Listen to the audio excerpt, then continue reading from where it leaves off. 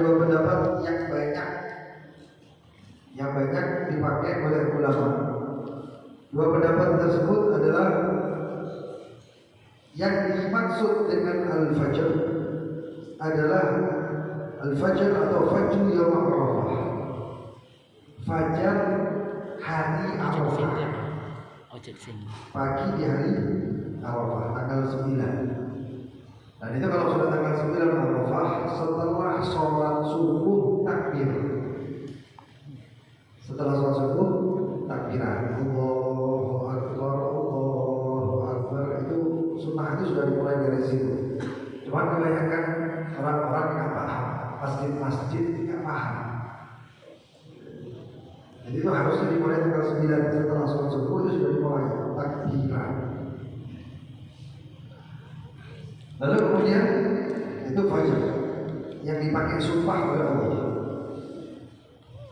Walayalil ashr, hari-hari ke-10 atau malam-malam 10 yaitu Asyarul Hijjah, malam-malam atau malam-malam 10 Dzulhijjah. Ada juga yang mengatakan wal fajr tersebut adalah fajr Yaumun Nahar atau 10 Dzulhijjah. Tapi pendapat terkuat yaitu tanggal al-fajr di sini, fajr itu wal fajr itu tanggal 9 yaitu hari Arafah. Lalu kemudian berkata juga ulama, ada yang mengatakan, ada yang bertanya mungkin hadis baginda Nabi Muhammad SAW, beliau SAW pernah mengatakan tidaklah hari-hari yang amal soleh dilakukan oleh seorang hamba lebih dicintai oleh Allah daripada hari-hari yang ini 10. Nanti insya Allah kita bahas itu hadisnya. Dari hadis tersebut ada yang mengatakan bahkan di bulan Ramadan masa kalah. Maka ada seorang ulama yang berpendapat namanya Abu Utsman, menukil daripada Al-Imam Suyuti, mengatakan ada 3/10 yang itu keutamaannya luar biasa. Apa itu? Yang pertama adalah al-ashr awal, 10 hari pertama Dzulhijjah. Mulai tanggal 1 ini sudah lewat berapa hari? Jadi sekarang malam ketiga ya, malam ketiga Dzulhijjah. Jadi jangan sampai sisanya ini kita sia-siakan. Emang sekali rugi kalau kita sia-siakan. Lalu kemudian ada 10 yang kedua.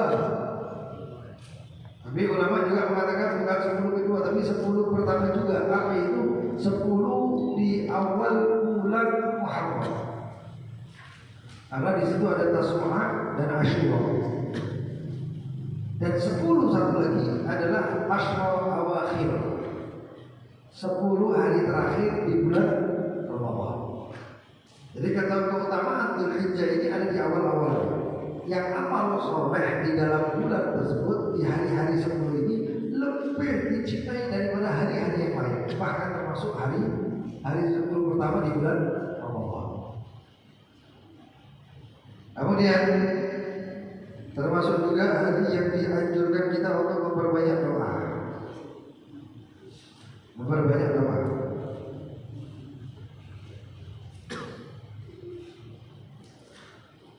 Dikatakan dari riwayat Ibnu Abbas, Sayyidina Abdullah bin Abbas radhiyallahu anhu, "Ma min ayyamin afdal inda Allah", tidaklah di dalam satu hari yang afdal, yang lebih utama di sisi Allah, inda Allah wal amal fihinna, dan tidaklah amal di dalam hari-hari tersebut lebih dicintai oleh Allah daripada di 10 ini. Mulai awal Dzulhijjah sampai tanggal 10 Idul Adha, malam Idul Adha. Fa'akthiru fihi at-tahlil wa takbir, maka perbanyaklah di dalam hari tersebut tahlil, yaitu la ilaha illallah, wa takbir, dan ucapan Allahu Akbar. Berbanyak la ilaha illallah, Allahu Akbar, la ilaha illallah, Allahu Akbar, la ilaha illallah, Allahu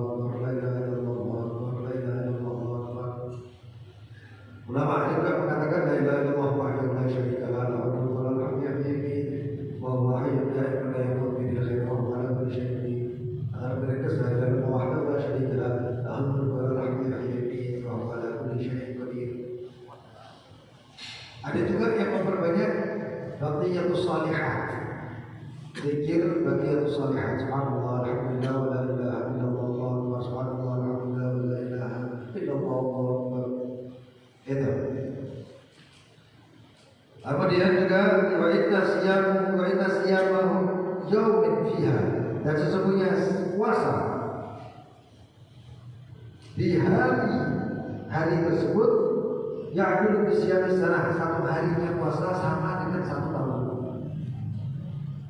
1 hari sama dengan 1 tahun. Wal amal, dan suatu amal soleh di dalamnya yudha'af bisa ba'idiyah, dilipat gandakan 700 kali. Saya duduk di sini hadir majelis satu sholawat kalikan 700, nyetir dikalikan 700. Kita kemudian sholat sunnah 700 kalikan amal-amal soleh 10 hari ini. Makanya jangan sampai disia-siakan rugi. Memang rahasianya Allah itu akan tampak ketika kita di akhirat. Tapi radiasi amal soleh itu sudah ada di dunia. Antum enak hidup cuma gara-gara antum banyak amal soleh di dunia.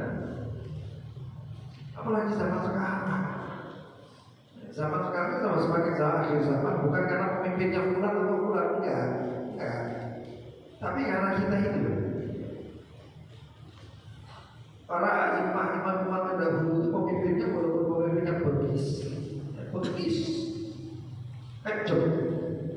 Seperti Hajjaj bin Yusuf waktu di di Basrah atau di Kufah. Hajjaj bin Yusuf itu jangan sampai salah sedikit mati lagi. Bukan dikurangi gaji, enggak mati. Tapi di sisi lain orang-orang yang beramal soleh itu hidupnya makmur, enak. Hajjaj nggak bisa nyentuh. Makanya itu apalagi di hari-hari yang seperti itu manfaatnya baik-baik. Emang rugi kalau kita bisa manfaatkan. Kemudian juga dalam riwayat lain diriwayatkan oleh Abi Musa al-Asy'ari di dalam ucapan beliau, annal ayyamul ma'lumat hiya tis'atul hijjah ghair yawmin nahar wa annahu la yuraddu fihi ad-du'a. Termasuk hari-hari maklumat itu sampai tanggal 9 katanya. Yang di dalam hari-hari tersebut doa gak ditolak. Lah terus kalau malam Idul Adha itu kan malam 10. Kalau malam 10 itu apakah doa ditolak atau doa itu gak diterima? Diterima. Ada hadis lain yang mengatakan 5 malam Rasulullah dan daturun lebih da'wat, 5 malam yang tidak ditolak, salah satunya malam Idul Adha. Artinya dari mulai hari pertama sampai hari terakhir 10 Dzulhijjah, semua doa-doa kita tidak ditolak oleh Allah. Tinggal kita yang mau minta doa, kita doakan saja. Kamu saya pilih tapi kok belum ditolak. Nah itu nanti ada amalan-amalan sampai amalkan. Antum amalkan ini amal-amalnya, ya. Pegang teguh ini amalan, diamalkan, cari waktu yang pas untuk amal. Waktu luang jangan untuk api. Waktu luang jangan buka WhatsApp balas enggak. Kalau antum sibuk ada waktu luang dibuat pakai buka HP, enak. Waktu luang tersebut pakai itu amalan-amalan. Apa itu amalannya? Salah satu daripada amalan-amalan tersebut banyak sekali amalannya. Adalah membaca zikir. Memang agak panjang, tapi karena amalan itu apabila agak panjang berarti fadilahnya luar biasa. Dikatakan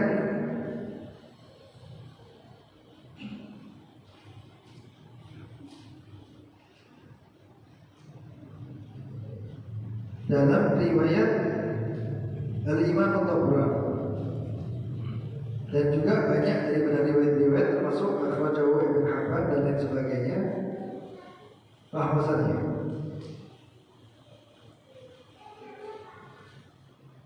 Rasul sallallahu alaihi wasallam beliau bersabda, "Man qala fi ashr Dzulhijjah." Siapa yang mengatakan atau membaca di 10 Dzulhijjah, kullu yawmin 10 marrat, setiap harinya 10 kali. Apa saja itu? La ilaha illallah hadatul duhur, la La ilaha illallah adada nabati wa syajar, la ilaha illallah adada al-qatri wal madar, la ilaha illallah adada lamhil uyun, la ilaha illallah khairum mimma yajma'un, la ilaha illallah min yawmina hadha ila yawmi yunfakhu bis-sur. Ghufira lahu ma taqaddama min dhanbihi wa ma ta'akhkhar. Siapa yang nyebut itu zikir tadi maka 10 kali ya. Ada riwayat yang lebih panjang. Lebih enaknya lagi yang pakai yang panjang. Apa itu? Allah ampuni segala dosa-dosanya, ma taqaddama min dhanbihi, dosa yang lewat, wa ma ta'akhkhar, dan dosa yang akan datang. Nah, dosa yang akan datang ini yang apa ya? Bukan maksud, artinya apa? Dosa-dosa kecil yang di hadapannya yang akan datang tersebut akan mudah diampuni oleh Allah Subhanahu wa Ta'ala. Begitu juga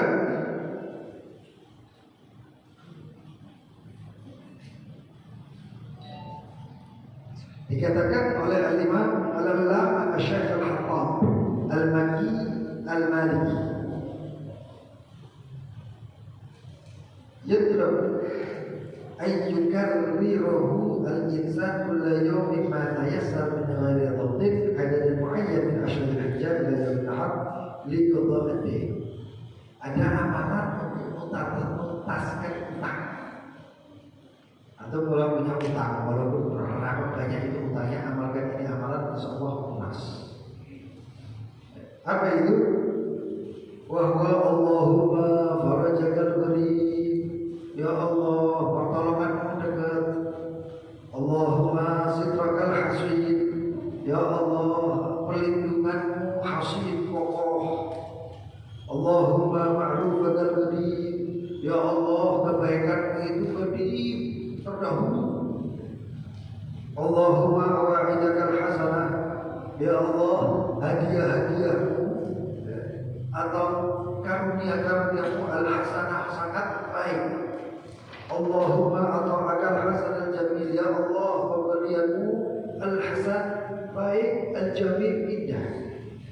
Ya qadimul ihsan, wahai Allah qadimul ihsan, kebaikan-kebaikannya yang terlampau, yang terus menerus. Ihsan tadi kebaikan sangat banyak atau sangat tak ada habis-habisnya. Ya daiman ma'ruf, selalu berbuat baik, ma'ruf bakal daim, kebaikanmu selalu ada. Baca itu tanpa ada jumlah tertentu. Mau dibaca 3 kali boleh, mau baca sekali boleh, mau dibaca 10 kali boleh.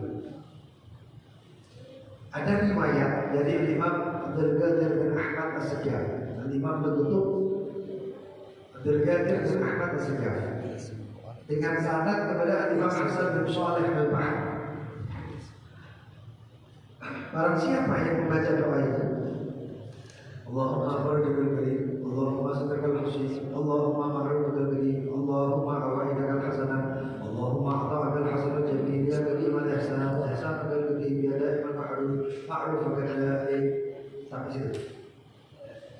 Barang siapa yang membaca doa tersebut 3 kali, kemudian mengatakan Allahumma ya Allah, doa sebagaimana apa yang dia inginkan, insyaallah termasuk kata Imam Abdul Qadir bin Ahmad As-Sajjad, termasuk doanya diijabah. Diijabah ya. Jadi jangan disia-siakan. Begitu juga amalan yang lain adalah membaca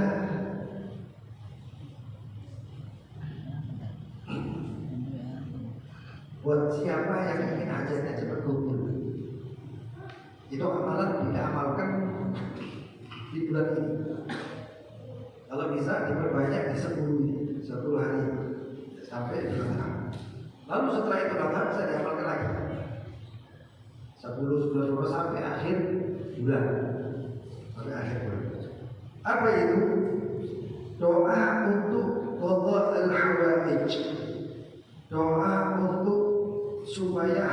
hajat 3 bulan. Jangan sampai dilewatkan. Kadang-kadang kita ini manusia ini serba salah. Kepingin hajat 3 bulan tapi nggak tahu amal. Kira-kira ujung-ujungnya kemarahan. Para agama yang mungkin tahu ulama dan ulama minta doa sama ulama. Doanya ulama dikabulkan. Tapi ingat, antum ya juga harusnya ikhtiar. Saya pernah ceritakan seorang sahabat yang khidmah kepada Rasulullah, bukan Rasulullah. Seorang sahabat tersebut khidmah sama Rasulullah, lalu kemudian dia menyiapkan sandalnya Rasulullah, menyiapkan air wudhunya Rasulullah, apa keperluan Rasulullah disiapkan. Lalu Rasulullah SAW mengatakan, sahabat tersebut namanya Ka'ab, sahabat itu Rabi'ah atau Ka'ab. Belakang dia Ka'ab, sal, mintalah, minta apa? Minta doa apa? Kata Ka'ab, ya Rasulullah, uridu murafaqataka fil jannah. Saya nggak minta apa-apa ya Rasulullah, saya cuma minta satu apa? Menjadi pendampingmu di surga. Doanya Rasulullah itu mandi kabul. Rasulullah SAW mengatakan lagi, awal khairat tadi ada yang lain nggak selain itu? Kata Ka'ab tersebut, udah ya Rasulullah, itu saja ya Rasulullah. Didoakan sampai kakinya didoakan. Rasulullah SAW didoakan, diminta didoakan. Tapi kata Rasulullah SAW, a'inni ala qada'i hajatika bikathrati sujud. Wahai Ka'ab, bantu saya untuk terkabulnya hajat itu dengan cara kamu banyak sujud. Antum ini ya didoakan oleh guru ini. Antum kalau punya guru pasti mendoakan murid. Kalau guru nggak mendoakan murid, bukan guru namanya. Wong tua nggak doa anak itu udah tua. Guru tidak mendoakan guru, bukan mustahil. Walaupun dia menganggap guru, bukan gurunya antum doakan antum. Tapi yang jadi pertanyaan, antum juga punya amalia untuk membantu tercapainya hajat tersebut. Ibaratnya klinik sehat, sempurna sehatnya itu harus ada yang namanya vitamin dan lain sebagainya. Ya antum juga seperti itu. Apa itu doanya? Paling tidak ya dibacanya 100 kali. Akhirnya boleh kurang, boleh kurang semampunya. Membaca ilahi bihaqqit taj wal mi'raj. Ya Allah, dengan hak at-taj sang mahkota, wal mi'raj dan mi'raj. Siapa itu? Baginda Nabi Muhammad. Allahumma shalli alaihi. Wa bihaqqi tadijul hujjaj, dan demi langkah-langkah ramainya orang-orang yang berangkat haji. Iqdi hajati, kabulkan hajat saya. Wa hajatul kull muhtaj, dan hajat setiap siapapun yang punya hajat. Nanti baca seperti itu, mungkin kalau saya jelaskan ini kan kamu wahid, padahal banyak. Yang akan dibahi hak kita jual merah, bagi kita jadi hajat, di hajati wa hajatul muhtaj. Satu, ilahi hak kita jual merah, bagi kita jadi hajat, bagi hajati wa hajatul muhtaj. Nanti kalau satu mampunya 10 dari satu sakit, ya berarti bantu dengan yang lain. Kemudian juga ada amaliyah sholawat kepada Allah. Yang sholawatnya tadi saya baca. Para salafun soleh baca sholawat tersebut biasanya ketika bulan Syawal, Dzulqa'dah, Dzulhijjah. Itu asyhurul ma'lumat. Dikatakan oleh Allah SWT, Al-Hajju Ashurun Ma'lumat. Haji itu bulan-bulan yang sudah ditentukan. Itu miqat namanya, miqatul zaman. Bulan Syawal, Dzulqa'dah, Dzulhijjah. Baca sholawat ini, terutama 10 Dzulhijjah. Apa salawatnya? Allahumma salli ala sayyidina Muhammadin mattasalatil uyunu bin nadar wa tazakhrafatil arduna bil madar wa hajja hajjun wa adaba wa labba wa halaqa wa naha wa tafa bil baytil atiqi wa qabbala al hajar wa ala alihi wa sahbihi wa sallim tasliman katsira. Satu sholawat dibaca katakan oleh sebagian ulama sama dengan 500.000 kali sholawat yang baik. Itu satu sholawat. Yang wajib bersatu. Nah, ini seperti orang tersebut baca berapa? 50 juta ya? 50 juta. Luar biasa. Perbanyak. Tapi jangan lupa dilihat. Kemarin ada yang tanya sama kita, amaliyah sholawat. Dia itu istikharah.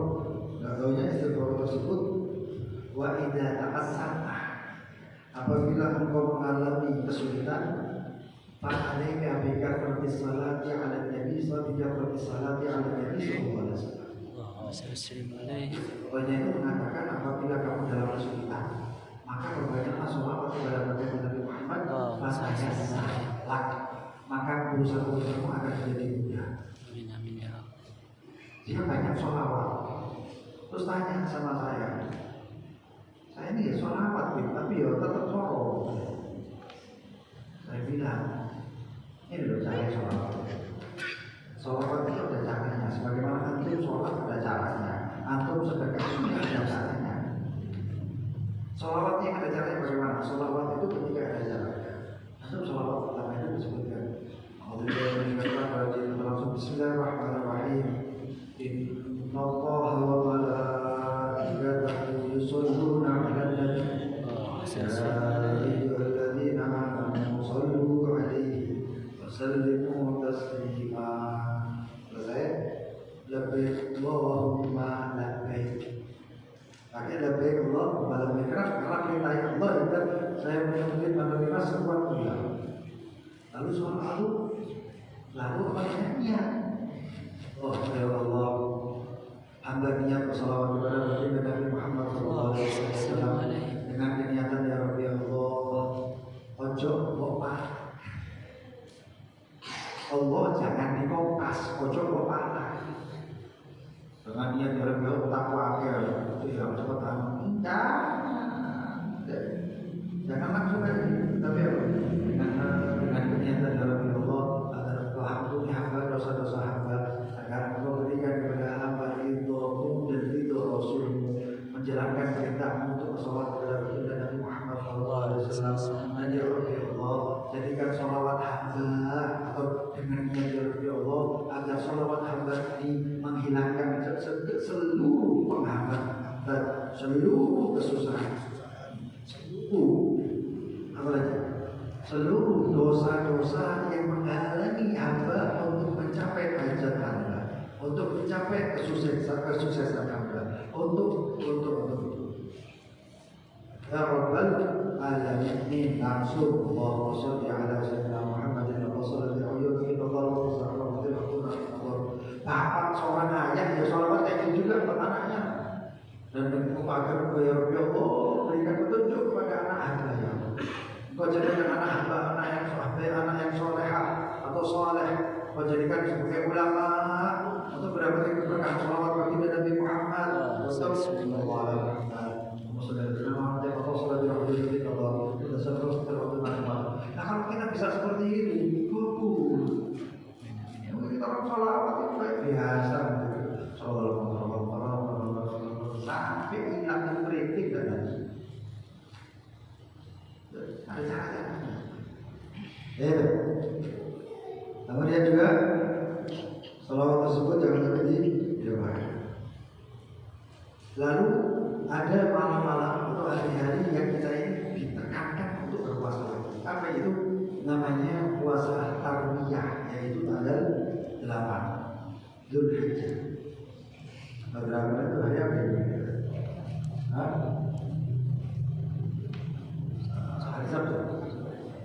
hari Sabtu. Ya, itu 8 Dzulhijjah puasa. Tanggal 9 yang puasa lagi puasa Arafah. Kalau misalnya orang yang belum melakukan puasa Sit Syawal 6 hari yang di bulan Syawal tersebut, maka boleh dipotong di bulan yang lain.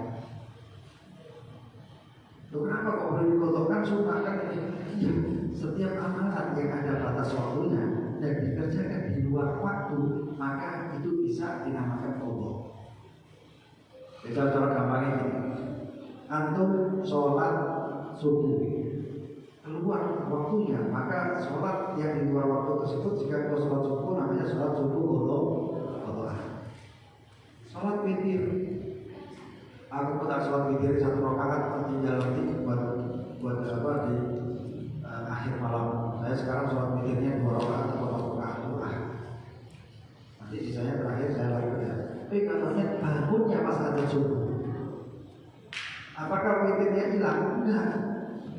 Antum bisa sholat witir cuma 1 rakaat. Usolli sholat al-witir rakaat qadha'an lillahi ta'ala. Karena sudah keluar waktu. Ini juga puasa Sita Syawal, 6 hari bulan Syawal bisa ditutup dulu waktu. Digabungkan dengan puasa-puasa huruf ini boleh.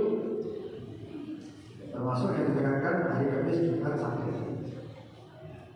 Utamanya Kamis bisa bergabung dengan puasa Kamis, Jumat, Sabtu, Ahad, puasa Arafah. 3 hari ini saja aku bisa mendapatkan 500 tahun ibadah. 500 tahun ini luar biasa. Dan juga dikatakan di hari Arafah perbanyak daripada zikir la ilaha illallah wahdahu la syarika lah, lahul mulku wa lahul hamdu yuhyi wa lahul mulku wa lahul hamdu wa huwa ala kulli syai'in qadir. Pahalanya luar biasa. Dan juga membaca surat Al-Ikhlas. Kapan itu? Di hari Arafah. Berapa banyak? Man qara'a, di dalam hadis yang diriwayatkan oleh Ibnu Abbas, Sayyidina Abdullah bin Abbas mengatakan, man qara'a qul huwallahu ahad al-marrah yaum Arafah, siapa yang membaca qul huwallahu ahad 1000 kali di hari Arafah, u'ti ma sa'al, apa yang dia minta dikasih. Apa yang dia minta dikasih. 1000 qul huwallahu ahad. Kapan itu? Hari Arafah. Kemudian memulai doa dan juga membaca subhanallah alhamdulillah wa la ilaha illallah wa subhanallah alhamdulillah wa la ilaha illallah wallahu akbar. Itu amalan-amalan yang kita jalankan di hari Dzulhijjah, hari-hari ini. Sampai hari-hari amalkan, ojo sampai tidak diamalkan. Lalu kemudian termasuk amalan juga adalah udhiyah. Kapan itu udhiyah?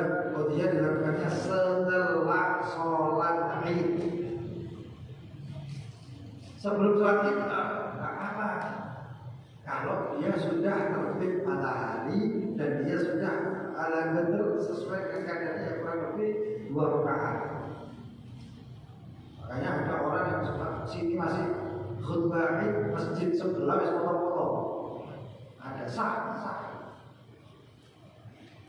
Itu. Kemudian juga ingat persyaratannya dan ingat cara-caranya udhiyah.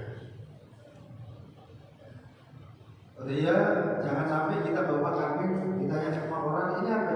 Kambing kurban. Ngomong gitu berarti nadar. Kalau nadar ini wajib dan kita nggak boleh ngambil makanan atau nggak boleh ngambil daging itu kurban. Lu yang kurban saya, beli saya daging saya ya karena kamu mengucapkan suatu nadar.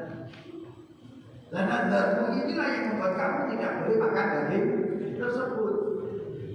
Nah terus bagaimana supaya nggak kena seperti itu? Maka jangan mengatakan ini kurban saya, tapi mengatakan ini sunnah kurban saya. Tambah sunnah kok. Kambing sopo itu kambingku. Kambing kayak gawe kurban sudah selesai itu nadar. kiamat itu semua wajib. Saya tambahkan, kambingnya siapa ini? Kambing budaya pokoknya sunnah kurban. Terus juga polemik ucapan atau mungkin saya salah pahami ucapan almarhum Syekh Ali Jabir, bahwasanya kalau satu keluarga ada satu orang yang sudah menyembelih, maka yang lain tidak perlu menyembelih. Itu pendapat menyalahi aturan sebenarnya, dan itu sudah dikonfirmasi sama Syekh Ali Jabir semasa hidupnya. Nah, beliau mungkin mengambil dari madhab yang lain. Di dalam madhab Imam Syafi'i, hukum udhiyah adalah sunnah kifayah, yang artinya seperti fardu kifayah ada sunnah kifayah, yang artinya kalau satu keluarga, anggap saya punya istri saya, anak saya, kalau saya nyembelih, keluarga saya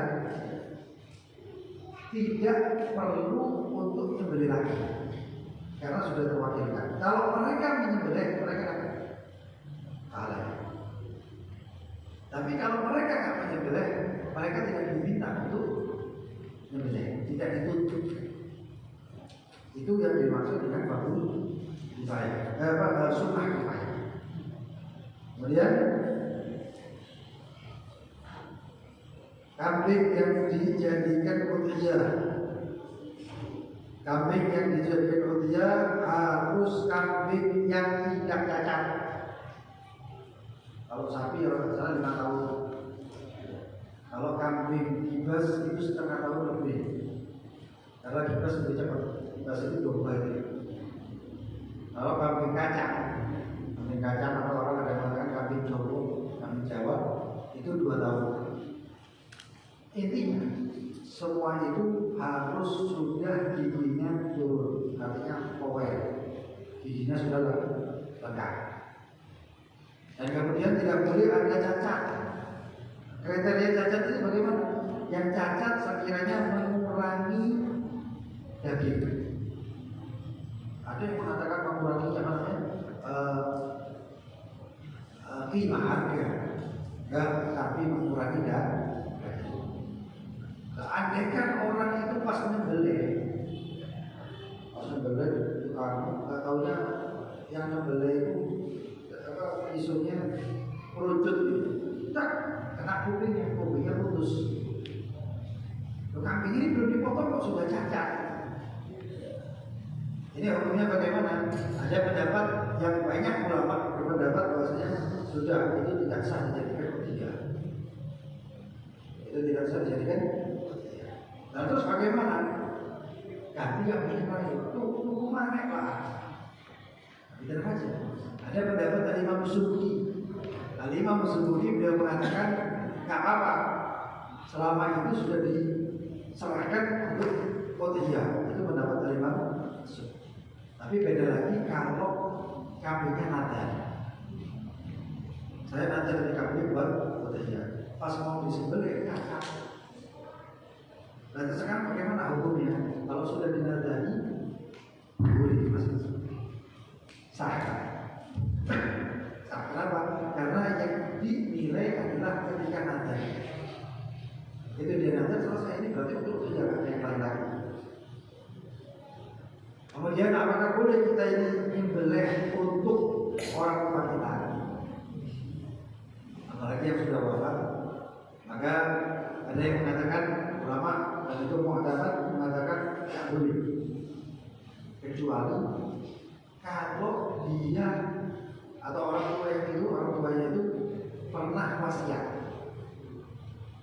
Jadi orang tuanya berwasiat kepada anaknya, nak, apa ini sejak dulu belum pernah kurban.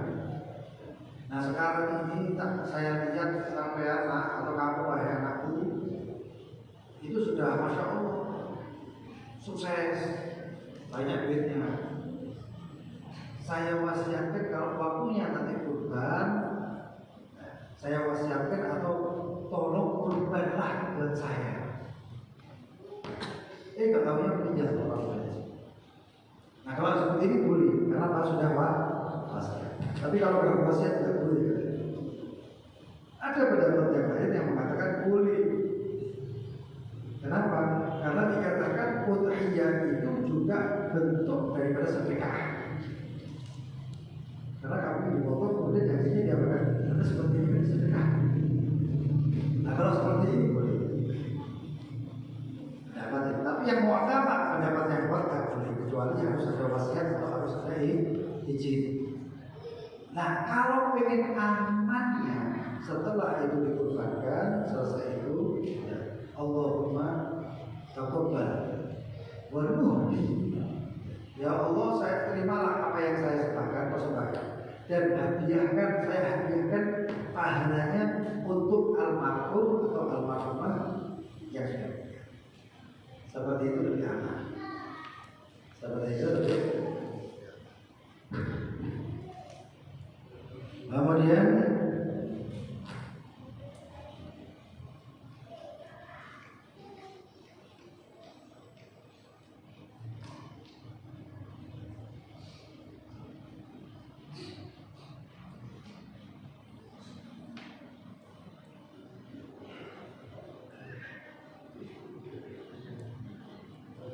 jumlah kurban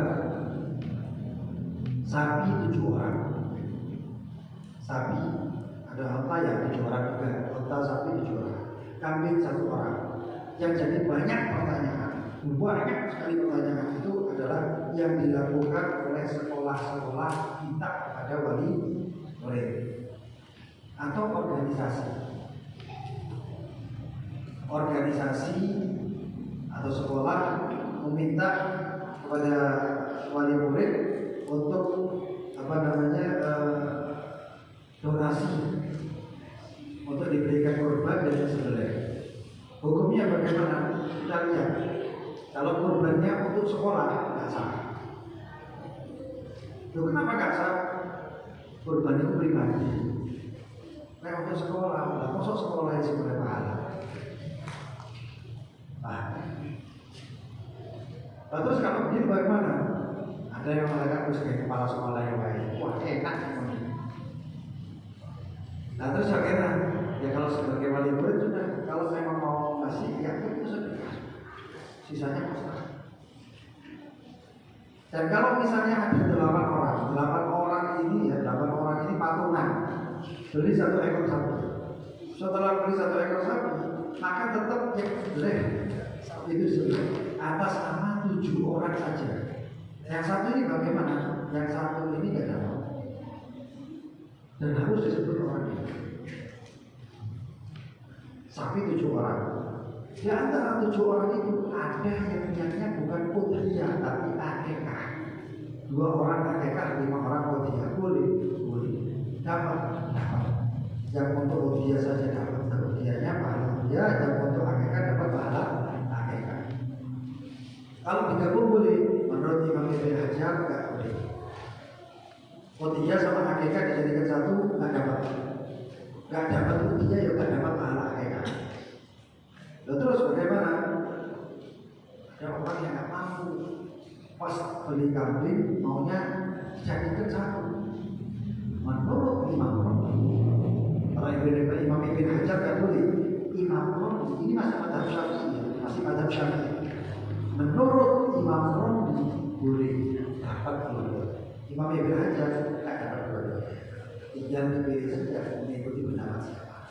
Dan dua-duanya ulama madhab Imam Syafi'i, Ahlussunnah wal Jamaah, orang luar biasa, wali min awliyaillah. Kemudian kalau misalnya itu juga ada pertanyaan juga, akikah dan udhiyah dijadikan satu, anaknya laki. Akikah kalau anak laki berapa? 2. Terus untuk sementara satu saja orang yang mau akikah. Ini udhiyah sama akikah. Nanti akikah kan harusnya 2 katanya. Nanti tahun depan baru. Jadi dicicil akikah. Apakah bisa? Tidak perlu. Dengan dia menyembelih 1 ekor kambing tersebut niat akikah, maka sudah terjadilah akikah. Akikah tidak dicicil. Kau pikir sepeda motor? Tidak perlu dicicil. sekali aja sudah selesai, sudah mendapatkan sunnah akikah. Dan akikah itu penting. Yang belum akikah, monggo akikahkan dirinya sendiri. Kalau orangnya nggak mau. Kenapa? Karena min fadilah daripada faedah dan keutamanya akikah itu adalah orang tersebut bisa memberi syafaat untuk orang tuanya. Orang tersebut di dunia, urusan di dunia, orang tersebut lebih mudah sukses dan lebih mudah lepas dari permasalahan dibandingkan orang yang tak akikah. Itu manfaat daripada. Sekarang pembagian daripada korbannya. Nah, kalau korban ini bagaimana? Saya korban, saya mau ngambil separuh daripada daging tersebut. Boleh. Atau saya mau ngambil semua, saya sisakan 1 kilo guys, sedekah. Boleh. Cuma yang penting terbenar.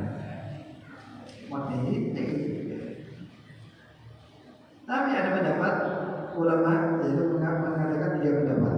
Yang pertama adalah disedekahkan semuanya kecuali sedikit. Yang sedikit itu cuma untuk lauk-lauk aja. Untuk lauk-lauk. Sembelih kambing, kambing tersedekahkan untuk ini kayak sate. Itu sate nggak sampai akeh, nggak sampai 100 tusuk, nggak 10 tusuk aja buat saya makan. Itu paling afdal. Kemudian pendapat kedua dimakan sendiri, separuhnya disedekahkan. Sudah. Pendapat ketiga dibagi 3. Yang sepertiga dimakan sendiri, sepertiga lagi dihadiahkan, bukan sedekah ya tadi ya, tapi yang sepertiga lagi disedekahkan. Yang hadiah oleh pahala hadiah, orang kasih hadiah itu dapat pahala. Yang ketiga itu sepertiga terakhir itu disedekahkan. Nggak ada yang namanya fakir miskin. Boleh disimpan untuk nanti kalau ada musibah. Kalau ini orang kasihan, ya ada nasi kurban yang saya simpan untuk orang-orang ekor, termasuk saya nggak isi utang. Oke, itu diambil. Ini biasa tempatnya orang yang belum donasi tersebut, orang yang memang seperti manusia. Itu lebih bagus. Nah, kemudian terakhir untuk masjid, ya, untuk masjid pertama tidak memberi pakai air wakaf. Misalnya masjid ini airnya wakaf, di sebelah di depan, depan samping akar itu semua boleh. Setelah di sebelah, jalannya kan banyak. Ayo diresi-resi, karena wudhu itu dicek di sana kayak haram. Nah, karena wakafnya itu untuk wudhu, bukan untuk cuci. Di sini, mau pakai sepeda motor, mau pakai takmir misalnya. Sepeda motor kita izin boleh nggak saya pakai airnya untuk nyirami sepeda motor saya? Haram. Karena itu air musabah, air maupun air itu dimakan untuk orang yang berwudu atau untuk maslahat orang yang berwudu. Ada orang dia nggak wudu berwudu kalau biure pakai nggak wudu itu nggak boleh. Kok jangan begitu? Wudu itu sampai 3 kali. Batas wudu itu 3 kali. 1 wajib, 2 ketiganya sunnah. Lebih daripada ini pakai air musabal, air yang diwakafkan di masjid, basuh yang tempat ini haram. Hanya bisa lihat. Termasuk kalau mereka orang-orang yang di masjid atau pengurus masjid, kalau menyembelih kurban sekiranya itu mengotori tanah wakaf masjid. Misalnya terasnya itu atau halamannya itu termasuk wakaf masjid.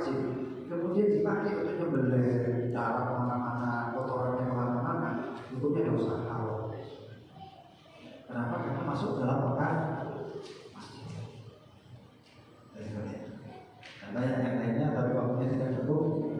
Tapi intinya harus hati-hati.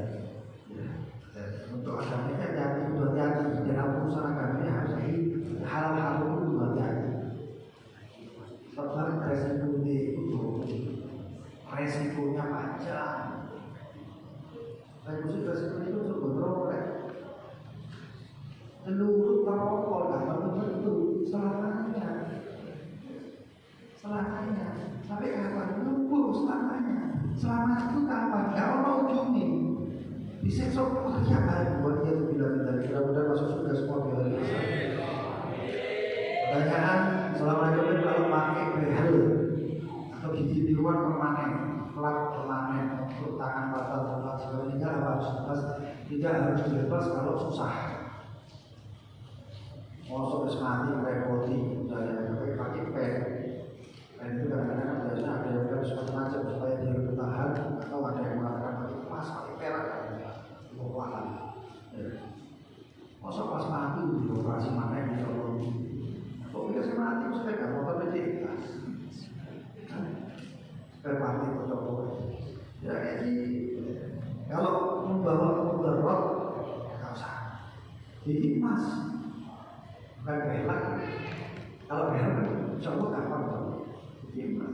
Ini nak coba untuk gede terus. Nggak usah dipot. Karena apa? Dalam umur tadi bisa bertanya mayat yang tidak ada identitas dan keluarganya kalau dibuat praktek oleh dokter anatomi lalu arwahnya bagaimana? Wadah. Kalau arwahnya nggak tahu saya, ojo sampai ketemu dulu. Kamu anak kuat mati. Intinya hukumnya untuk anatomi bagaimana? Jenazah manusia harus dimuliakan. Cara memuliakan dikubur. Sampai melakukan jepit atau kan jepitnya itu jepit macam pakai kalu. Baju pakai kalu gitu. Siapa tahu ini apa jepitnya jimat atau apa sekali. Hukumnya bagaimana? Termasuk memuliakan dikubur. Jasanya termasuk juga rambutnya manusia, rambutnya dari salon dia wig tak boleh, termasuk dari nyambung rambut. Ayo apa jenisnya pertama? Tahu perempuan sambung, tapi rambutnya manusia haram nggak boleh. Kemudian ada yang mengatakan tidak tahu saya itu termasuk fikih modern ya. Untuk kemaslahatan boleh, tapi dengan syarat itu bukan jenazahnya muslim,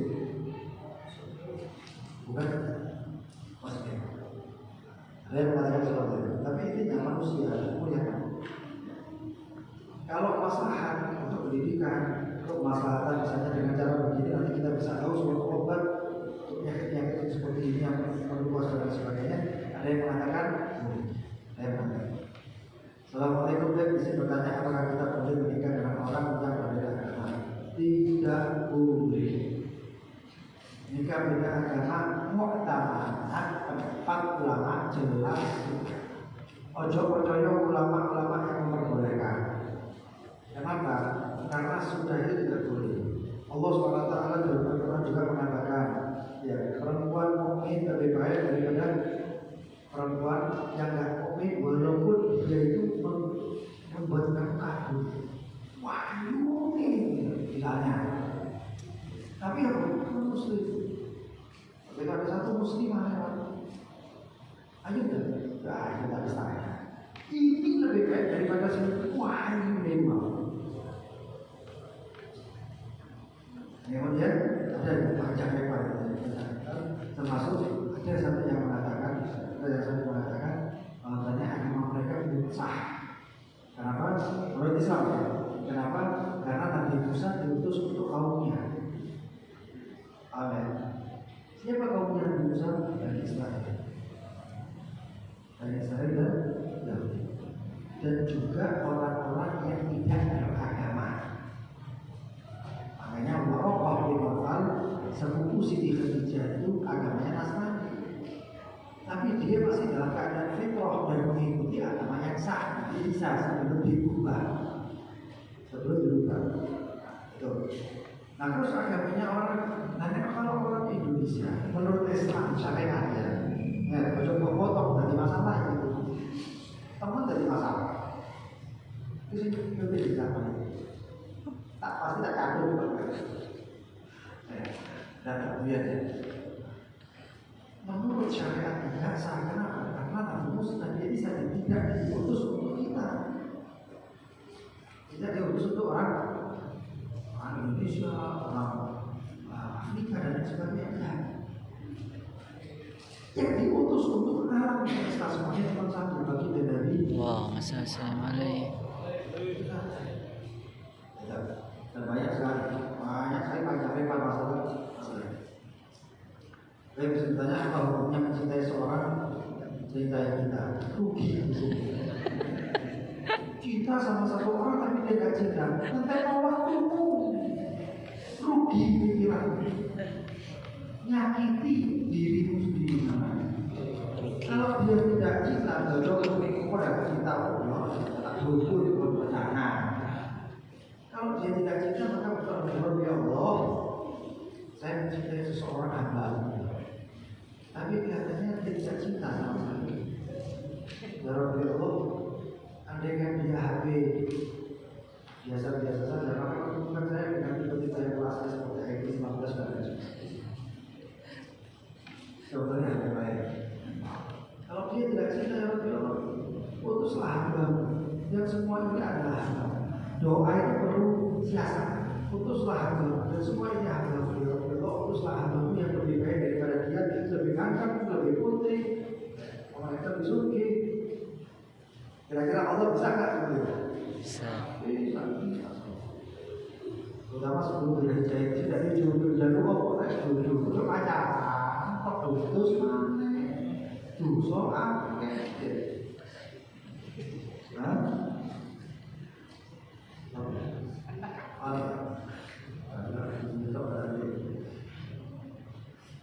Assalamualaikum, bertanya mengenai hari Indonesia terasa di hari sebelum ke depan, sebelum berada apa istimewanya mengenai hari Indonesia biasa seperti tadi. Assalamualaikum warahmatullahi wabarakatuh. Bagaimana tata cara sholat istikharah? Terima kasih. Sholat istikharah bisa dilakukan 2 4. Soli rakatain, soli sunat istikharah rakatain lillahi ta'ala. Bisa dikerjakan digabung dengan sholat duha. Bisa digabung dengan sholat. Atau kalau dia tidurnya malam ingin melihat isyaratnya di malam, bisa digabung dengan witir. Soli rakatain dan witir sunat duha lillahi ta'ala. Lalu salam, kemudian sholat lagi lebih mantap. Selesai doa. Allahumma inni astaghfiruka bi ilmika wa astaghfiruka bi rasulika wa inna tadri wa la adri wa ta'ala qulu Allahumma kana hatta khairun li wa dan mereka berdoa. Selesai itu waktu tidur jawaban istikharah enggak untuk mimpi. Jawaban istikharah itu bisa berarti juga kemantapan hati. Harus cukup tambah berarti benar. Itu tidak. Bisa juga mimpi. Mimpinya apa? Terkadang mimpi baik, berarti laksanakan. Atau terkadang mimpi putih, berarti laksanakan. Kalau mimpi buruk, berarti jangan. Dan macam-macam istikharah selain sholat ada beberapa istikharah, termasuk istikharah dengan tasbih. Istikharah dengan tasbih. Kita ajar itu mas-mas supaya istikharah.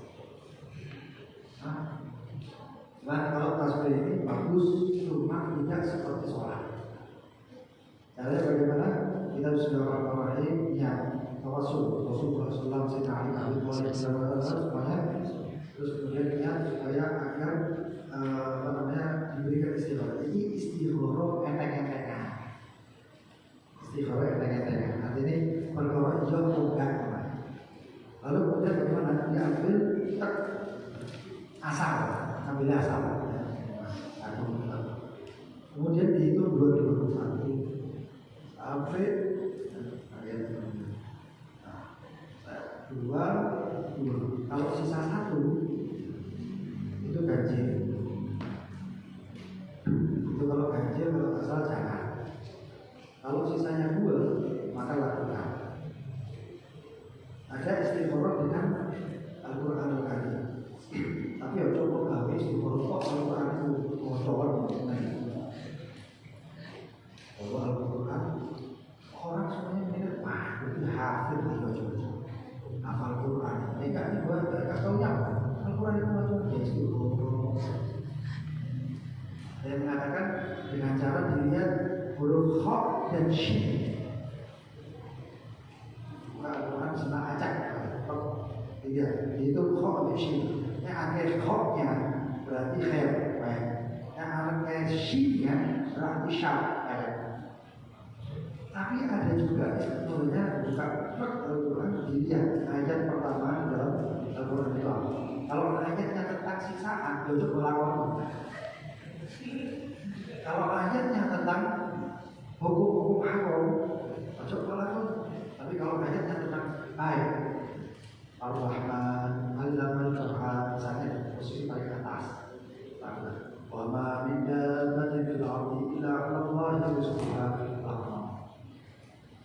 Tidak bisa ada macam.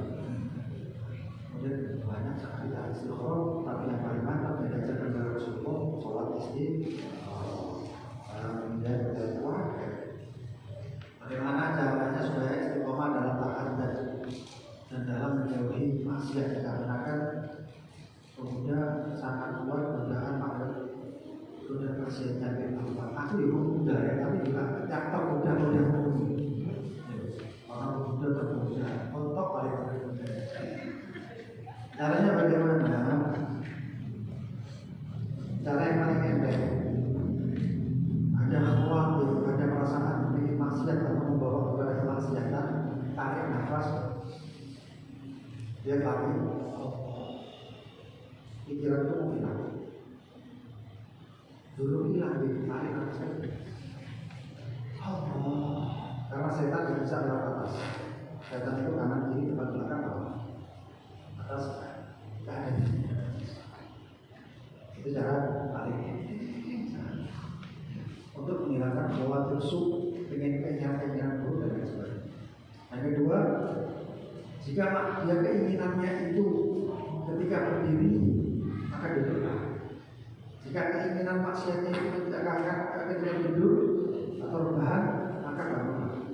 Jika keinginan maksiat tersebut di kamar mandi, keluarlah. Dan jika ada di dalam kamar, keluarlah ruang lain, pindahlah. Pindah itu cuma pindah ruangan, ya, so pindah sama orang, enggak, sungguh-sungguh pindah ruangan. Dan tarik dan katakan, Rabbi aku dari hamzah syaitan, wa aku juga Rabbi ayah. Assalamualaikum warahmatullahi wabarakatuh. Mau tanya pernikahan seperti apa yang membuat Allah ridho dan cinta dari Muhammad SAW.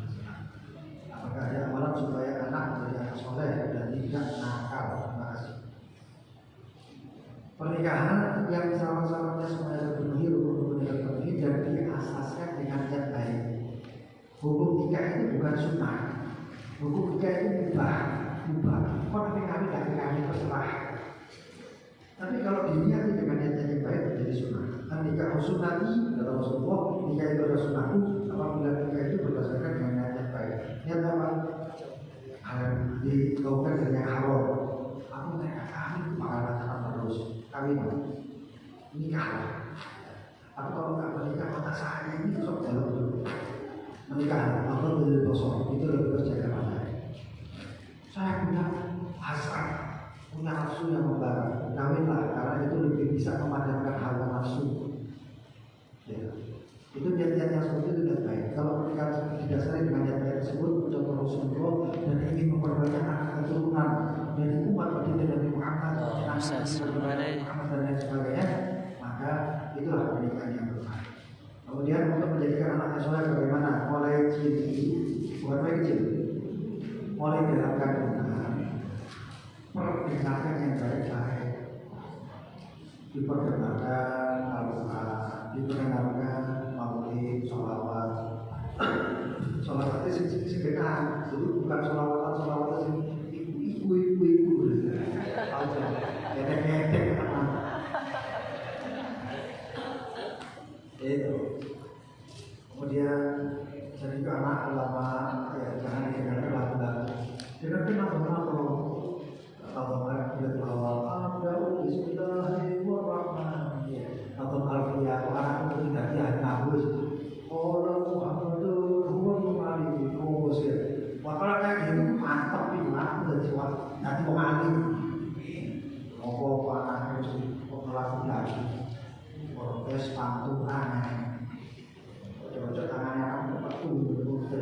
kafir.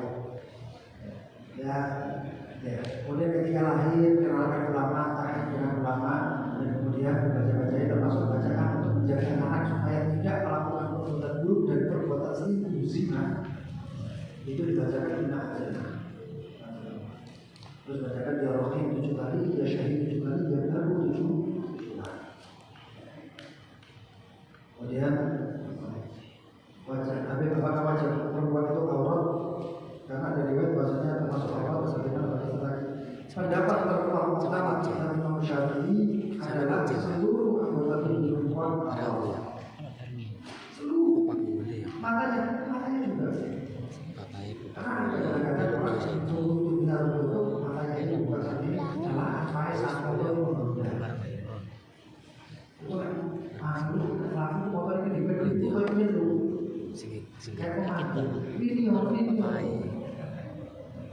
mau motor baca itu sama aja itu pendapat pertama. Ada pendapat yang lain pendapatnya banyak wajib ada terapat tangan ada pendapat yang ekstrim adalah kepala termasuk rambut selama tidak memakai PK atau mayat itu menjadi yang tahu lihat ketika dalam kondisi sebelah wajah boleh kaki boleh misalnya tapi tidak sampai membuat fitnah. Membuat fitnah itu apa? Membuat fitnah itu sampai ketika api ketok orang aju untuk menarik kawan jenis itu juga begitu hal. Tapi pendapat pertama adalah yang terkuat pendapat pada Syafi'i untuk baca kitab mulai tasawuf sampai kali buku. Pendapat terkuat adalah auratul mar'ah jami' ibadahnya seluruh badannya. Namun kan aku ya rekan lagi jika suami sudah mengingatkan istri dalam kebaikan, tapi istri mengingatkan apakah suami masih takut? Nah itu dosa istri yang mengatakan bagaimana garis bisa turun. Kalau suami sudah memberitahu, tapi si istri cekal nama istrinya tersebut Nasyid. Apa Nasyid? Tidak taat sama suaminya. Jatuh nafkahnya. Dohir mati. Itu pertanyaan. Kalau dididik tidak bisa, tapi hanya boleh memukul, tapi pukulan boleh membaliknya. Bukan pukulan yang berbekas. Pukulan anak nakut itu.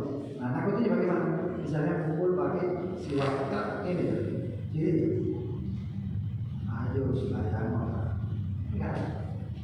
Cuma istri itu takut. Siwak itu bawa ayo sembahyang. Rusuh. Itu namanya bukan di jauh lawan. Assalamualaikum, dari tetangga apa hukumnya minuman keras soalnya kalau minuman keras itu jangan membeli air raksa. Air raksa 3 termometer dulu kopi mati. Minuman karet tapi kopi karet ini silakan atau tidak wajib sholat karena itu sudah gila. Kalau minuman keras itu minuman yang memabukkan, hukumnya bagaimana? Teleomongan madhab maka sudah bocor sampai teman apa enggak cinta. Hukumnya madhab lain. Hukumnya haram kecuali madhabnya Lucifer. Iblis, madhabnya setan halal. Tapi kalau madhabnya manusia beriman Muslim, ajaran Rasulullah, ajaran madhab, ajaran orang lain Islam haram. Supaya halal bagaimana? Oh coba Assalamualaikum apa hukumnya pacaran dan berzina? Dosa. Kita kok modelnya itu betul.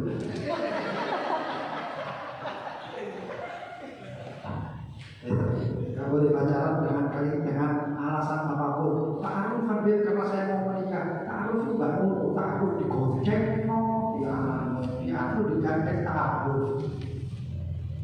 Tak bisa. Aku kalau beli jam tangan mahal, tak boleh nyekel. Tak boleh nyekel. Atau kalau beli HP mahal, tak boleh lepas segel. Lepas segel itu banget. Tapi orang HP sekarang misalnya kita kampung itu, HP ini dibungkus kan Jokowi kotak. Berapa bulan? Murah. Muliakan perempuan yang akan kamu nikah itu jangan dengan pasangan. Enggak. Pak, temui bapak dulu. Atau kalau pengen kamu laki-laki sejati, ketika dia ingin menikah, belum maju. Kasih sinyal, berarti dia memang ada pikiran menikah. Kalau terus parah, kata orang enggak. Gua jadi bapaknya gundul pakai tali. Tapi apa? Saya mau tanya namanya bapak saya. Saya mau bertanya. Assalamualaikum warahmatullahi wabarakatuh. Pak, saya ojo langsung dulu tadi. Kalau bahasa bahasa ini deh. Kalau assalamualaikum Pak, saya mau nikah sama anaknya jenengan. Wah, ya penting. Tak nyala. Saya kedatangan saya Pak, dengan ada untuk kedatangan saya Pak, saya ingin melamar anaknya Bapak. Kalau Bapak sekian, nanti ditanya bagaimana nama anaknya siapa, kenal sih pokoknya itu lelaki sejati. Kalau lelaki palsu, itu pacaran toh. Karena pacaran, yang perempuan mau, berarti perempuan itu boneka. Dan lelaki saja tidak main dengan boneka. Amin 100 kan. Doa